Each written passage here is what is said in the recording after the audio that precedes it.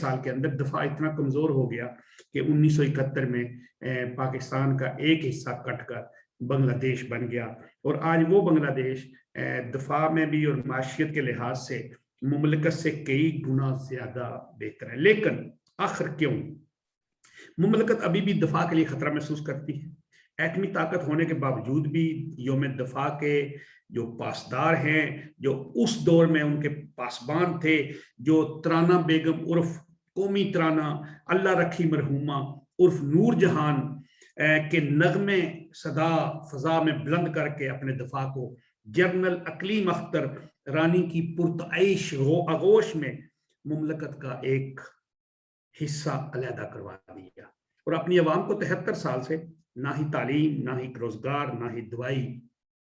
لے کر دی۔ اس کے باوجود دفاع ہمیشہ مشکل میں رہا، دفاع کے لیے ہمیشہ مزید پیسے بھی چاہیے تھے دفاع کے، اور خاص کر کل کی بات آپ ایک اور بتاؤں کہ جنرل فیض صاحب گئے تھے افغانستان میں گئے ہوئے، تو کچھ لوگوں نے کچھ اس کی تشریح کی۔ اب وہ بات یہ تھی کہ طالبان کے 3 دڑے ہیں اور یہ ان دڑوں میں صلح کروانے کی کوشش کر رہے ہیں، اور اس میں جو سب سے بڑا دڑا ہے نا مضبوط، وہ ہے میران شاہ شورا والا، اور کوئٹہ شورا والا مولوی عمر کے پیروکار ہیں۔ یہ جو میران شاہ ہے یہ ہیں جلال الدین حقانی، اور جو پشاور شورا ہے یہ ہے وہ جو مختلف مجاہدین ہیں، حکمت یار دوسرے، یہ سب ہیں۔ اور اب وہ حقانی گروپ بڑا کچھ نہیں مل رہا، وہ بڑا کچھ لینے کی خاطر ابھی تک نہیں ہے، لیکن ساتھ ہی ایک دھمکی آئی ہے ٹی ٹی پی تحریک طالبان پاکستان، انہوں نے میڈیا کو کہا ہے کہ بندے کے پتر بن جاؤ، ہمیں دہشت گرد نہ لکھو، اور آج انہوں نے ایک دھماکہ بھی ہے کوئٹہ میں۔ ہم چلتے ہیں شوکت صاحب کے پاس۔ السلام علیکم جی۔ جی وعلیکم السلام، کیا حال ہے؟ آج ایک اور خبر آپ کو بتاؤں کہ آزاد کشمیر کے وزیر اعظم نے کہا ہے وزیروں کو بندے کے پتر بن جاؤ، یہ گروپ نہ کرو نہیں تو 91 والا حال کر دوں گا، یعنی اسمبلی توڑ دوں گا، آج یہ بھی انہوں نے بتا دیا ہے۔ اچھا جی، بات ابھی آ گئی، وہی یوم دفاع بھی تھا پاکستان میں، ابھی بھی منایا جا رہا ہے، اور بات یہ ہے نا کہ قیوم نیازی صاحب کو یہ پتہ نہیں ہے کہ وہ خود سے اسمبلی نہیں توڑ سکتے، ان کو ایڈوائز بھیجنی پڑتی ہے صدر، اور صدر نوٹیفیکیشن جاری کر سکتا ہے، اور یہ وہ صدر نہیں ہے جو قیوم نیازی صاحب کے حکم پر یا ان کی ایڈوائز پہ عمل کرے۔ اس وقت تو راٹھور صاحب کو جو صدر تھے سردار قیوم صاحب، تو سردار قیوم صاحب کو تو چونکہ یہ سوٹ کرتا تھا، بلکہ وہ تو دھاگ لگائے بیٹھے تھے کہ ایسی کوئی ایڈوائز آئے تو میں توڑوں۔ اچھا، تو واقعی یہ ہے، وہ قیوم نیازی صاحب کی باتوں کو آپ زیادہ سیریس نہ لیا کریں، وہ ذاتی طور پر اچھا آدمی ہیں اور ہماری دعا کہ اچھے ہی رہیں۔ باقی جو ہے وہ مسئلہ کشمیر پہ کیا ڈیبیٹ کریں گے یا ڈسکشن کریں گے یا ایڈوائسز کیا جاری کریں گے، یہ تو آپ کہہ سکتے ہیں کہ جو آزاد کشمیر میں اس وقت تک جو بننے والی حکومتیں ہیں، جن کو عرف عام میں کٹ پتلیاں کہا جاتا ہے پاکستان کی، تو یہ سب سے بدترین کٹ پتلی ہیں۔ پہلے والوں میں خود کچھ نہ کچھ جو ہے نا سیلف ریسپیکٹ ہے، تھوڑا بہت احساس تھا، کچھ اپنی خاندانی، کچھ اپنے قبیلائی، کچھ اپنے علاقائی، کچھ پولیٹیکل رواداری۔ یہ جو اب آیا ہے نا گروہ، یہ گروہ ایک دوسرے کو آنکھ ملانے کا بھی روادار نہیں ہے، تو سو دیٹ ان کے بارے میں زیادہ سوچ کر آپ اپنا صلاحیتوں کو جو ہے نا وہ زنگ نہ لگائیں۔ باقی جہاں تک وہ جو آپ نے پاکستان کی تاریخ کے حوالے سے کہا ہے، 6 سپٹمبر اصل میں یہ جو 65 کی جنگ ہوئی تھی نا، تو اس جنگ میں یہ چونکہ پاکستان ہمیشہ جنگیں ساری ہارتا ہے میدان جنگ میں، لیکن اس کے بعد پروپیگنڈا یہ کرتا ہے کہ جیسے ساری جنگیں جو ہے وہ پاکستان آرمی نے جیتی ہیں۔ یہ تو ان کے ساتھ ایک ٹریجڈی ہو گئی نا کہ وہ جو مشرقی پاکستان تھا وہ بنگلہ دیش بن گیا، اور تقریباً 1 لاکھ آرمی کو سرنڈر کرنا پڑا، تو لہٰذا اس شکست کو کے لیے ان کے پاس مناسب الفاظ نہیں ہیں، لیکن پھر بھی بیانیوں کے ذریعے جو ہے وہ تومتیں اپنی اپنی جنگی ناکامیوں سے نہیں تعبیر کرتے، بلکہ اس میں بھی سیاستدانوں کی کنسپریسیز اور ان کے کندھوں پہ، ان کے ماتھے پہ وہ کالک ملنے کی کوشش کرتے ہیں۔ تو 6 سپٹمبر کو پتہ نہیں کیا ہوا تھا، اسلام آباد میں ایک بڑی پریڈ کر کے اور پورے اسلحہ کی نمائش کر کے، تو یہ 6 ستمبر کو جنگ شروع ہوئی تھی نا۔ ہاں ہاں مجھے آئی نو، میں پاکستانی لوگوں کو بتاتے ہیں کہ ہمارے پاس اتنا اسلحہ ہے، دیکھو آپ نے جو پیسے ہمیں والنٹیئرلی دیے ہیں دفاع کے نام سے، تو یہ آپ کے ایسٹس جو ہے نا وہ والنٹیئر؟ والنٹیئر ہی آپ کہہ سکتے ہیں نا، کہ پاکستان کے لوگ پاکستان کے لوگوں کی تعمیر کے اخراجات سے، تعلیم کے اخراجات سے، صحت کے اخراجات سے جو ہے نا کٹوتیاں لگا کے تو دفاع کے نام پہ پیسہ جو ہے وہ دیا جاتا ہے آرمی کو۔ تو یہ 6 سپٹمبر کو بیسیکلی اس اسلحہ کی نمائش کر کے، جو 70 سالوں کا بجٹ اس پہ جو انویسٹمنٹ ہوئی ہے، تو وہ ایک پریڈ کر کے اور وہ اسلحہ کی نمائش کر کے تو بیسیکلی پاکستانیوں کو مطمئن کرتے ہیں کہ گھبرانا نہیں، آپ یہ دیکھیں ہمارے پاس اتنے ٹینک ہیں، اتنے جہاز ہیں، اتنا سب کچھ ہے۔ اینی ہو، ہاں ان کو دن بنانے کا پورا پورا حق حاصل ہے، اور پاکستانی قوم کو بھی یہ دن بنانے کا پورا حق حاصل ہے، اگر وہ یہ سمجھتے ہیں کہ ان کے ملک کا دفاع جو ہے ہوا ہے اس دن کو، تو ورنہ تو قومیں جب اس شکست اور ریختگی کا شکار ہوتی ہیں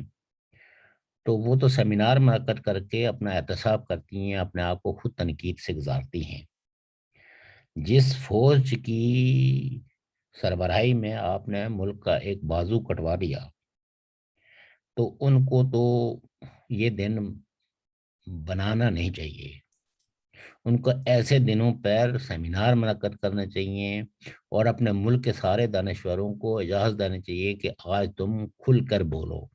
جتنی تمہاری تنقید بنتی ہے وہ تنقید کرو اور ہم سنیں گے۔ لیکن چونکہ پاکستانی معاشرہ جو ہے وہ تنقید اور خود تنقید کے عمل سے اپنے آپ کو گزارنا نہیں چاہتا، چونکہ انہیں پتہ ہے کہ اگر لوگوں کی زبانیں کھل گئی تو پھر شاید ہمارا یہ جو غیر قانونی قبضہ ہے سیاست پہ اور ملک پہ، یہ برقرار نہ رہ سکے، چونکہ پاکستان میں فوج تو ایک فوج نہیں ہے، وہ پاکستان کے فاتحین ہیں۔ جیسے اب طالبان جو ہے وہ افغانستان کے فاتحین ہیں، اس طرح یہ بھی فاتح ہیں، اور تمام پولیٹیکل پارٹیز جو ہے وہ ان کی مرہون منت ہیں، اور وہ بیچارے اپنی پارٹیوں کے اندر ایسے ایسے بندوں کو تلاش کرتے ہیں کہ جو ان فاتحین سے کچھ تھوڑا بہت سپیس، تھوڑا بہت سانس لینے کا حق جو ہے وہ لے پائیں، اور وہ ان کی صلاحیتوں پہ ہے کہ وہ ان کو کتنا کنونس کر پاتے ہیں اپنے لیے کچھ چھوٹے موٹے سپیس کا، کیونکہ ماضی میں جتنی بھی حکومتیں بنی ہیں ان کی مرضی اور منشا سے ہی بنی ہیں۔ عمران خان صاحب بھی یہی کہتے ہیں، نواز شریف صاحب بھی یہی کہتے ہیں، اور اپنے آصف زرداری صاحب بھی یہی کہتے ہیں کہ پاکستان کی اسٹیبلشمنٹ جس پارٹی کو نہ چاہے، وہ چاہے پاکستان کے عوام کی کتنی ہی محبوب پارٹی کیوں نہ ہو، وہ اقتدار میں نہیں آ سکتی۔ اور یہ پاکستان کی آرمی کو ہی اعزاز حاصل ہے کہ وہ کس پارٹی سے کس ممبر کو توڑ کے کس پارٹی میں شامل کریں، اور جس ممبر پہ ہاتھ لگاتے ہیں وہ ہنسی خوشی اس پارٹی میں چلا جاتا ہے جس کے لیے یہ کہتے ہیں۔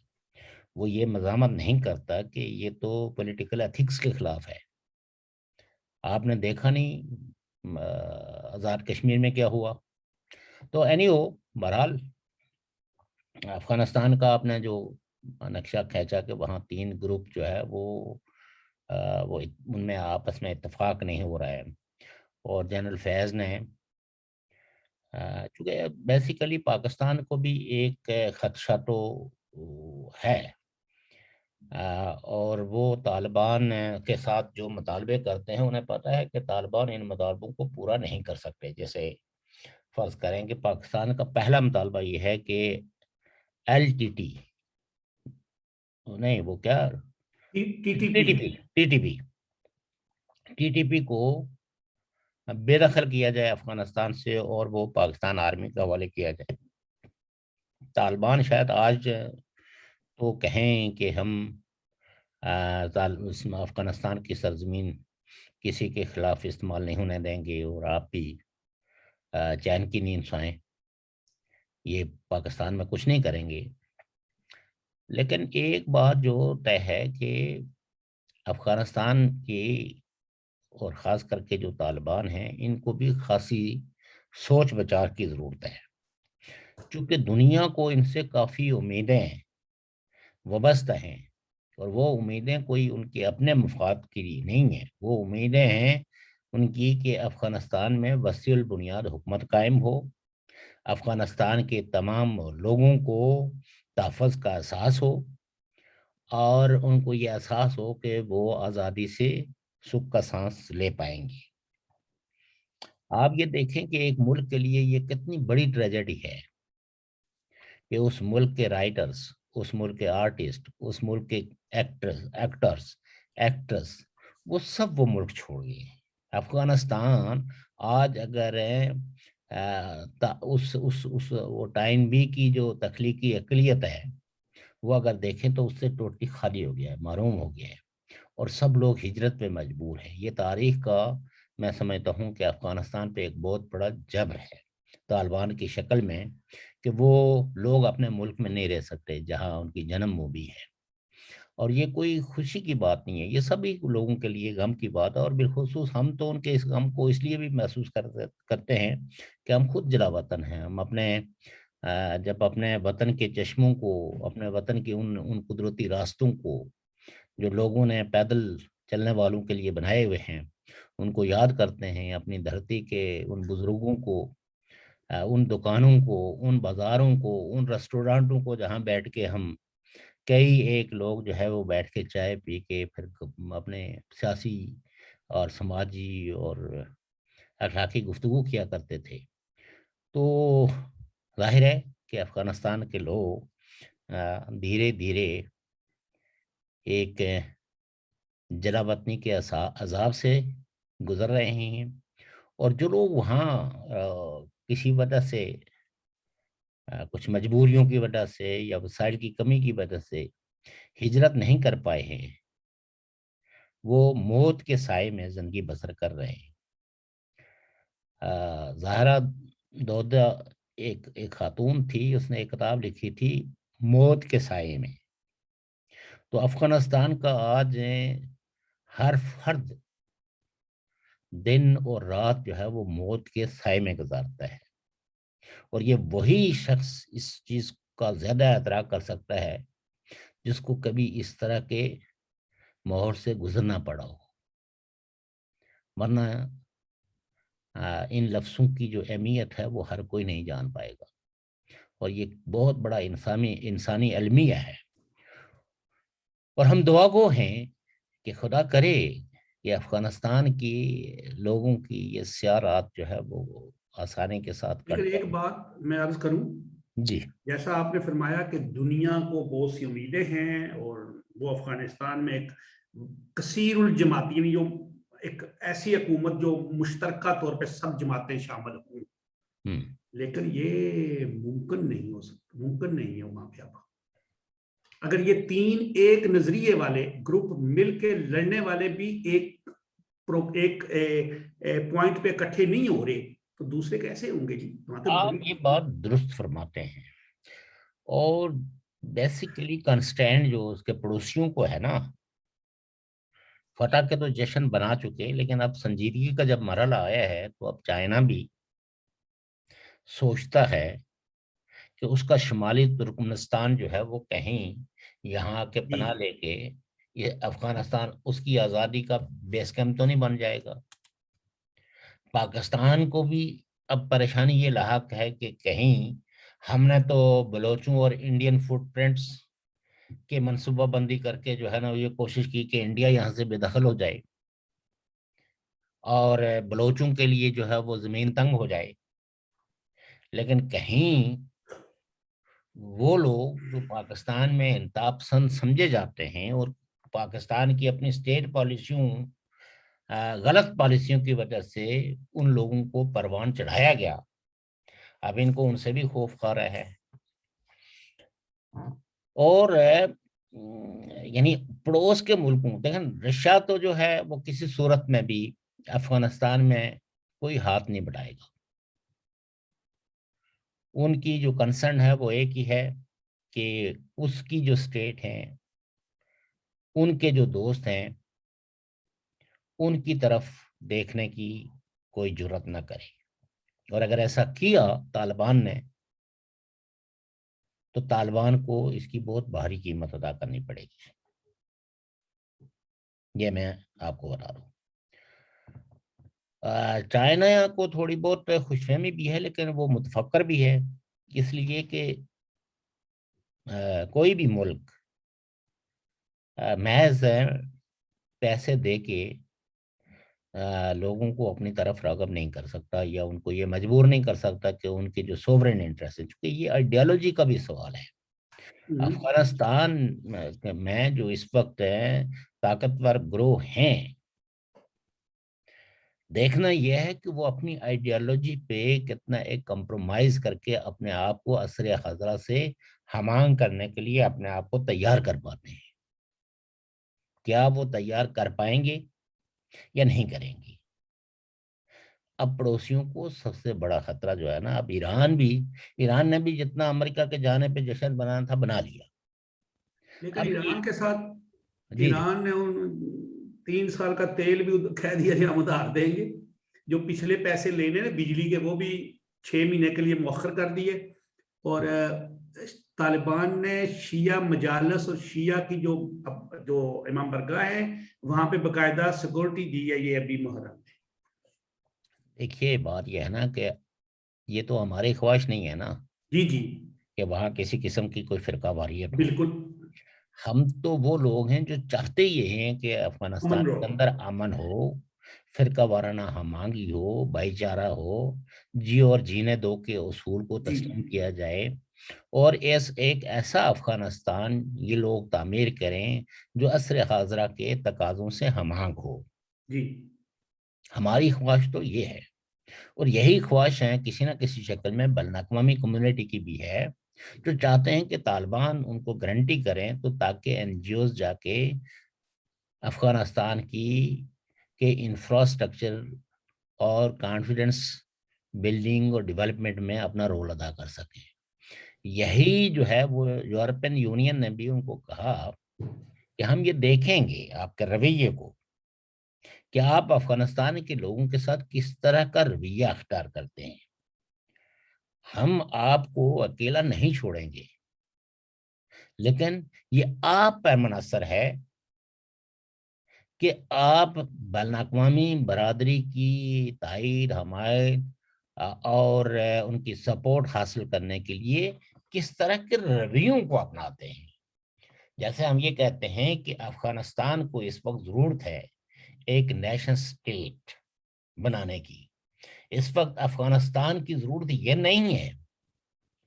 کہ 4 ملاحوں کے 4 اسلام وہاں نافذ ہوں. اس وقت وہ تو نہیں، وہ تو ہو ہی نہیں سکتا. لیکن ظاہر ہے کہ ان لوگوں کی جس طرح کی تعلیمات ہیں، جس طرح کے رویے ہیں، ان رویوں، لیکن ایک خوشگوار جو ہے وہ بات یہ بھی ہے کہ افغانستان میں طالبان 1996 سے بہت مختلف ہے. جی اب جی 1996 والے یہ طالبان نہیں ہیں. ان میں لیکن تھوڑی بہت عقل اور سوجھ بوجھ اور ہمانگی آ بھی گئی ہے. اب ظاہر ہے کہ یہ چونکہ ایک لڑنے کے لیے تو باندھ باندھ کی بولیاں بولنے والے اکٹھے تھے، لیکن اب حکمرانی کے لیے اکٹھے ہونے کے لیے ان کو دیکھنا پڑے گا کہ ہم نے، چونکہ افغانستان ایک کثیر القومیتی ملک ہے، اس کثیر القومیتی ملک کے اندر اگر قوموں کو نمائندگی نہ دی جائے، اور ایک یہ تصور بھی کہ افغانستان کبھی بھی ایک سٹرانگ مرکز کے انڈر نہیں رہا، اور جن جن حکومتوں نے یا جن جن حکمرانوں نے ان کو بہت زیادہ مرکز کے تابع کرنے کی کوشش کی ہے، ان کو افغانستان کی دیگر قومیتوں کی جانب سے مزاحمت کا سامنا کرنا پڑا ہے. آپ یہ دیکھیں کہ ظاہر شاہ کے پورے 100 سال کے اندر افغانستان کیوں ایک پرامن ملک تھا، آہستہ آہستہ ترقی بھی کر رہا تھا، کیونکہ گورنر جو تھے نا اس کے صوبوں کے، ان کو مکمل اختیار تھا کہ وہ کس طرح اس کو چلائیں، اور ان کو ہدایت یہ تھی کہ اپنی رعایا کے ساتھ کسی قسم کا کوئی خصوصی سلوک روا نہیں رکھنا ہے، بلکہ سب لوگوں کو یہ احساس ہونا چاہیے کہ وہ آپ کی گورنرشپ کو وہ سارے تسلیم کریں۔ طالبان نے 1996 میں یہ کوشش کی، یہی کوشش جو ہے وہ امریکہ نے، حامد کرزائی اور اشرف غنی، اب عامی طور پر آپ نے دیکھا ہوگا لوگ وہ فوج کے رول پہ بڑی بات کرتے ہیں کہ دیکھیں جی اتنی بڑی فوج بنائی گئی تھی، تو وہ تو مطلب اس نے تو کوئی لڑائی لڑی نہیں ہے، وہ تو ایک دم ڈھیر ہو گئی۔ دیکھیں جو کنونشنل آرمیز ہوتی ہیں نا، کنونشنل آرمیز کے لیے ضروری ہوتا ہے کہ چین آف کمانڈ ہو، ان کو بر وقت تنخواہیں ملیں، ان کو شام پہ لنگر پہ کھانا ملے۔ افغانستان کی فوج کا عالم یہ تھا کہ 6-7 مہینے تو ان کو تنخواہیں نہیں ملی تھی وہ جو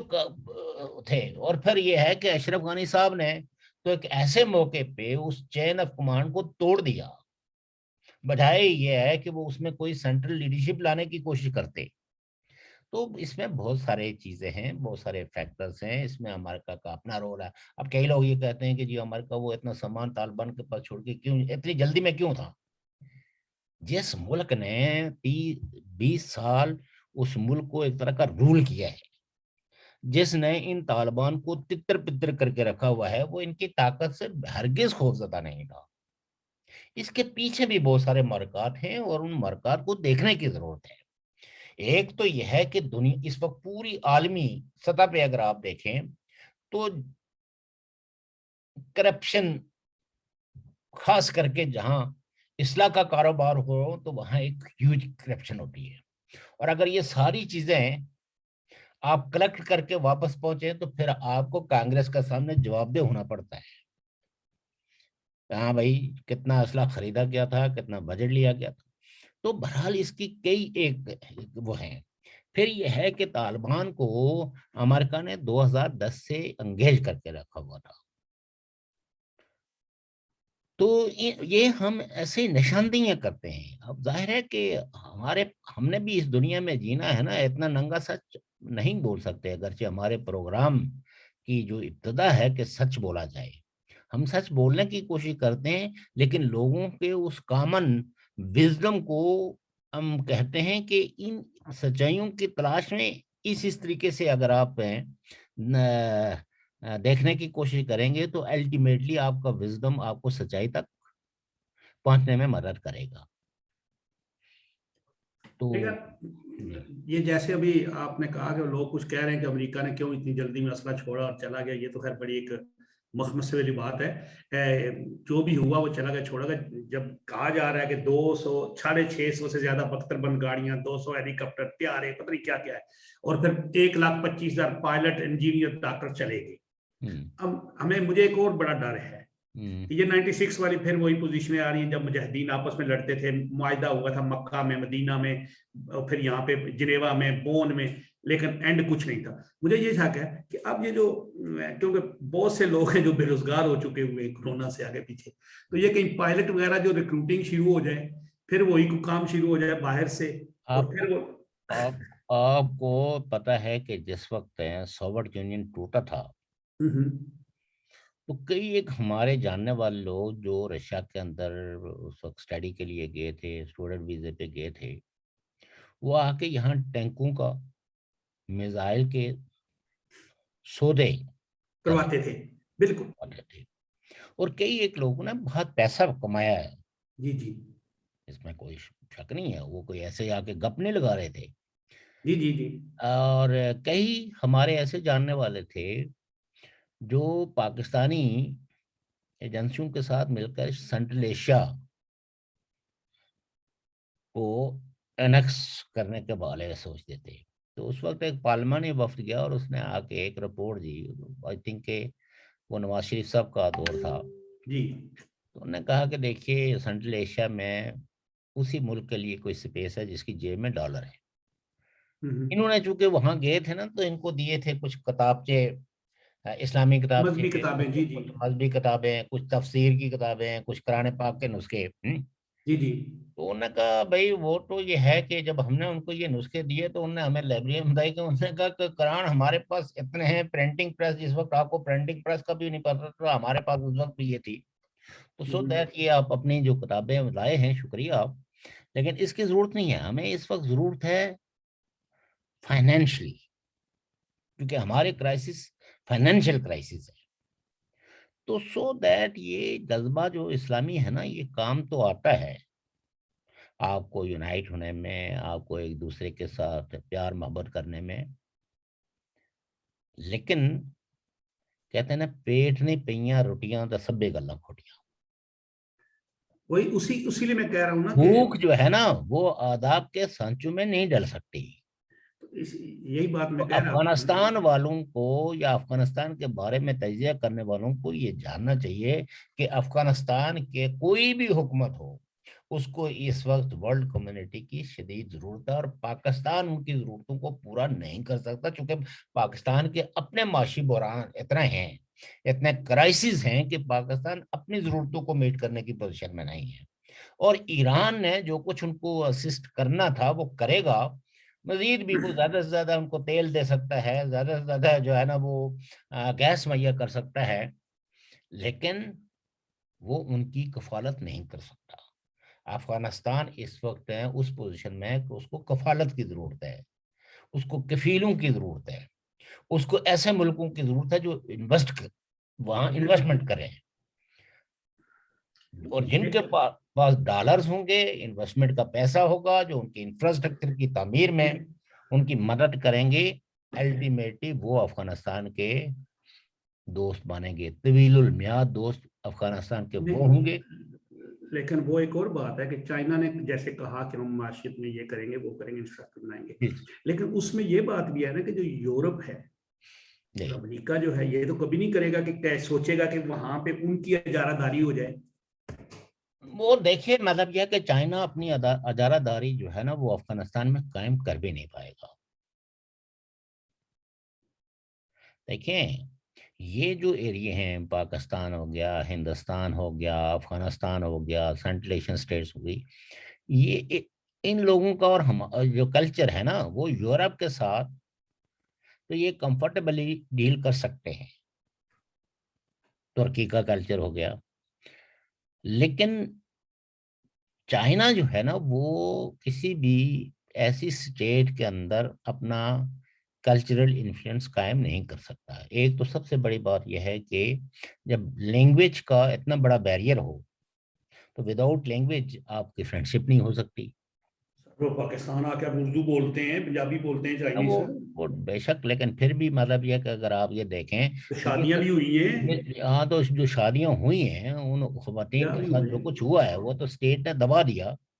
لیکن چائنیز یہاں سے عورتوں کو لے گئے، ان کو جا کے مارکیٹوں میں بیچ دیا. کئی ایک بیچاری جو ہے وہ کسی نہ کسی طریقے سے نکل آئی، وہ بس وہ لیکن تھوڑی چائنا سی. کے دباؤ کے تحت پاکستان کی حکومت نے اس بات کو آگے بڑھنے نہیں دیا. بڑی پیمانے پہ خواتین کی یہ خرید و فروخت ہوئی ہے، اور اس میں چائنیز مافیا جو ہے نا وہ شامل تھا. میں نہیں یہ کہتا ہوں کہ اس میں کوئی چائنا کی گورنمنٹ کا عمل دخل تھا. تو سو دیٹ بہرحال ہم دعا گو ہیں افغانستان کے لوگوں کے حوالے سے بھی، اپنے ریجن کے حوالے سے بھی، کہ یہ ڈسٹیبلائز نہ ہو، لیکن امکانات اس کے ڈسٹیبلائز ہونے کے بہت زیادہ ہیں. تو اس کا مطلب ہے کہ آپ یہ سمجھتے ہیں کہ یہ ایک پیج پہ بیٹھ جائیں گے یہ تینوں گروپ، اور جلدی کوئی اچھی خبر مل سکتی ہے. نہیں، یہ تو ان کو بیٹھنا پڑے گا نا. دیکھیں جنہوں نے اتنی طویل المیاد جنگ لڑی ہے، اور اس جنگ لڑنے کے پیچھے جو ہے وہ کئی ملکوں کی سپورٹ ہے بھی اس میں شامل ہے. جس میں میں نے آپ کو جیسے بتایا کہ اس میں ایران کی سپورٹ شامل ہے، پاکستان کی سپورٹ شامل ہے، چائنا کی سپورٹ شامل ہے. سم ہاؤ چونکہ یہ سب جو ملک تھے نا، اس میں بہت سارے ملک ایسے تھے جو اینٹی امریکہ تھے. جیسے ایران جو ہے وہ نہیں چاہتا تھا کہ امریکہ کو یا امریکہ یہاں جو ہے وہ بیٹھ جائے، اس کو یہاں استحکام مل جائے، تو یہ ملک چاہتے تھے۔ رشیا بھی جو ہے وہ کوئی امریکہ کے ساتھ خیر اس کو تو کمفرٹیبل، اپنا دکھ تھا نا کہ میرے ساتھ ہاں، کیا ہوا تھا تو آلریڈی. لہذا یہ ہے کہ سب لوگوں نے اپنے اپنے دکھوں کے ساتھ وہ دکھ جو ہے نا وہ امریکہ کے ساتھ ہٹائے، لیکن انفارچونیٹ یہ ہے کہ انہوں نے تو اپنے دکھوں کا بدلہ لے لیا، لیکن بدقسمتی یہ ہے کہ ان کے اس بدلے میں جو لوگ مارے جا رہے ہیں وہ تو افغانی مارے جا رہے ہیں نا۔ لیکن دوسری بات یہ ہے کہ اگر چلو وہ تو ہو گیا کہ جی وہ بیٹھ جائیں گے، وہ ان کو سن لیں گے، پاکستان ان کو ایک پیج پہ لانے کی کوشش کر لے گا، لیکن یہ جو ٹی ٹی پی ہے نا، تحریک طالبان پاکستان، دیکھیں ابھی اگر میم آپ کو بتاؤں، پاکستان یا کوئی بھی ملک ان سے اس طرح کے مطالبے کرے گا نا، تو وہ بیسیکلی وقت سے فائدہ اٹھانے کی کوشش کرے گا، اور وہ ان کے مطالبوں کو پورا نہیں کر پائیں گے۔ یعنی وہ اور ان کو دبا دے گا. یہ اس وقت میں سمجھتا ہوں کہ جو کوئی بھی افغانی قوم کا ہمدرد ہے، وہ افغانستان کے ان پاورفل لوگوں کو بار بار یہ جتلائیں کہ آپ یہاں ایک وسیع البنیاد حکومت قائم کریں، جو تاجک کی نمائندہ ہو، جو ازبک کی نمائندہ ہو، جو اپنے یہ جو شیعہ کمیونٹی ہزارہ والی کا سارا والے ہو، یعنی غرض کے افغانستان کے اندر بسنے والی جتنی بھی قومیتیں ہیں، جتنے بھی نسلیں آباد ہیں، ان سب کو اس حکومت کے اندر نمائندگی ملے، تاکہ ورلڈ کمیونٹی کمفرٹیبلی ان کے انفراسٹرکچر کی تعمیر میں جا کے ان کی مدد کر سکے۔ اب افغانستان کے موجودہ حکمرانوں کو سمجھانے کی ضرورت ہے کہ جنگ کا ایک مرحلہ طے ہو گیا ہے، اب جنگ کا دوسرا مرحلہ ہے، اور وہ مرحلہ ہے آپ کے رویے کا، آپ کے سلوک کا، آپ کے پولیٹیکل وزڈم کا، اور افغانستان کی تعمیر کے حوالے سے آپ کیسا منصوبہ بناتے ہیں، اور وہ کانسٹیٹیوشن جو آپ کہہ رہے ہیں کہ ہم بنانے کے عمل میں ہیں، اس کانسٹیٹیوشن میں فرد کو ریاست کے اندر کیا حقوق حاصل ہوں گے، اس کی کتنی آزادیاں ہیں، جتنی آزادیوں کو آپ انشور کر پائیں گے، اتنا ہی آپ کمفرٹیبلی حکومت بھی کر پائیں گے، اور آپ کو اپنی تعمیر و ترقی میں بین الاقوامی برادری کی آپ کو تائید و حمایت بھی حاصل ہوگی۔ لیکن دوسری بات یہ ہے کہ یہ جو ابھی تو یہ ٹائم لگے گا نا، ایک دن میں تو یہ کام ہو نہیں سکتا ہے. ڈیفینیٹلی ڈیفینیٹلی، اس میں جو ایک دوسرا اسی جو لیے نظر سارے آ لوگ رہا ویٹ اینڈ سی کی وہ جی کر رہے ہیں۔ دوسری بات یہ ہے کہ لوگوں کو یہ خدشہ ہے کہ کہیں دوبارہ جو ہے وہ پورے افغانستان کے اندر فسادات نہ پھوٹ پڑے، جی یہ بھی ہے، اور اس لیے لوگ ہیں ان کو کہہ رہے ہیں کہ آپ ہیں اب فتح کے ان نعروں کو چھوڑ کے تو آپ کابل میں کنسنٹریٹ کریں پالیسیاں بنانے پہ۔ نہیں، پاکستان کا تو مسئلہ یہ بھی ہے نا کہ اگر پاکستان ان کے اوپر ایسے انوالو نہ ہو اس معاملے میں، تو پاکستان کو تو اپنا بڑا نظر آ رہا ہے کہ مہاجرین کا نہیں، ایک ایک سیلاب بات آئے میں گا. آپ کو بتانا کہ دیکھیں، میں میڈیا، سوشل میڈیا، دوسرے ملکوں کے میڈیاز کو بھی دیکھتا ہوں، ایک بہت بڑا پروپیگنڈا ہے پاکستان کے خلاف کہ پاکستان عملی طور پر ان تمام وائسز کو دبانے کے لیے اپنے ریگولر ٹروپس کو افغانستان میں بھیج رہا ہے، جو بیسیکلی پاکستان یا اس کی جو ہیجمنی ہے، یا پاکستان جو ہے وہ ان کو اپنی پالیسیوں کے خلاف سمجھتا ہے، تو اس لیے یہ ہے کہ یہ بہت بڑا مطلب پنچ شیر کے حوالے سے تو یہ ہے کہ پاکستان کے کئی لوگوں نے تو یعنی کون سا جرنل، اس کی کون سی کمپنی جو ہے نا وہ وہاں لڑ رہی ہے،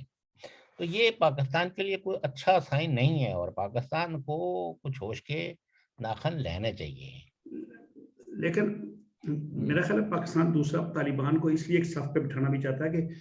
پاکستان کو ڈر ہے کہ اب مہاجرین کا ایک بڑا سیلاب ادھر آئے گا، ان کو ہم رکھیں گے کہاں پہ؟ شہروں کے اندر 20 لاکھ پہلے ہی ہیں، جو فاٹا کے لوگ ہیں وہ بھی 10 لاکھ سے زیادہ ہیں. اس کے بعد جو دوسرا مسئلہ یہ ٹی ٹی پی جو آج انہوں نے دھمکی دی ہے میڈیا کو، ٹی وی چینلز کو، کہ آپ ہمیں دہشت گرد نہ لکھیں، یہ نہ کریں، بڑی سخت لفظ ہیں، وہ میرے پاس ہے وہ لیٹر ان کا. تو یعنی یہ بھی تو نظر آ رہا ہے، اس لیے پاکستان کو تو خیر اپنی دفاع کرنا ہی کرنا ہے. تو جی، بہرحال یہ ہے کہ میرے خیال میں اس پہ ان سوالوں پہ ہم کل جی انشاءاللہ، آج ٹائم اب دیکھیے، ویسے اب بھی ٹائم کافی ہو گیا ہے، ٹھیک ہے. تو میری بھی کل کچھ انگیجمنٹس ہیں، جی جی جی، تو تو انشاءاللہ ناظرین سامعین، آپ نے شوکت صاحب کی گفتگو سنی. ابھی یہ گفتگو تھوڑی سی ادھوری رہے. کل ہم پھر تو آخر سے یہاں سے شروع کریں گے اور انشاءاللہ آپ کو مکمل معلومات بھی بتائیں گے. اور آپ سے تو کشمیری بھائیوں دوستوں، خدا کا واسطہ ہے، غیر ریاستی جماعتوں سے نکلو، ریاستی جماعتوں کی طرف